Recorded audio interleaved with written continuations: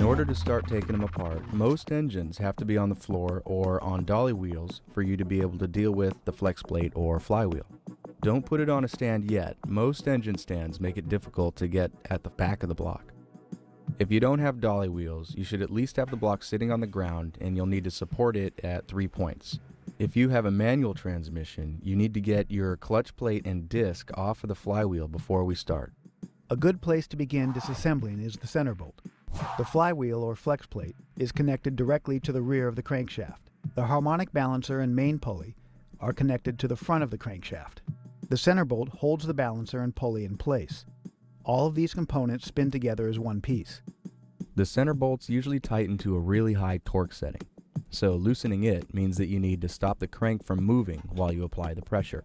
Stick a big flathead screwdriver between two of the teeth of the flex plate or the flywheel, and one of the alignment dowels in the block will keep the crank from spinning as you loosen the center bolt with a breaker bar or a nice big 1/2-inch drive ratchet wrench. Using the same screwdriver technique to hold the plate still, use a big wrench and loosen the bolts that connect the flywheel or flex plate to the crank. From this point on, every bolt that comes out of the engine should go into some sort of container. You can use sandwich baggies, Tupperware, or some special organizing bin. The important thing is to be able to write down where the bolts came from. We used an organizer bin from the hardware store and labeled the drawers with the names of the engine components so we could keep all of our bolts grouped accordingly.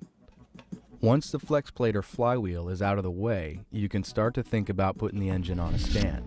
The entire weight of the motor is going to be supported by the few bolts that connect the block to the stand, so it's imperative to only use high-quality grade 8 bolts. Be aware that an engine stand might be too wide to fit through a standard-sized door if you need to get your motor inside. Some kind of dolly wheels or an engine cradle would solve that problem. Once you're inside or under some shelter, you can hoist the engine to a stand, and then any dolly wheels or block support can be cleared out of the way.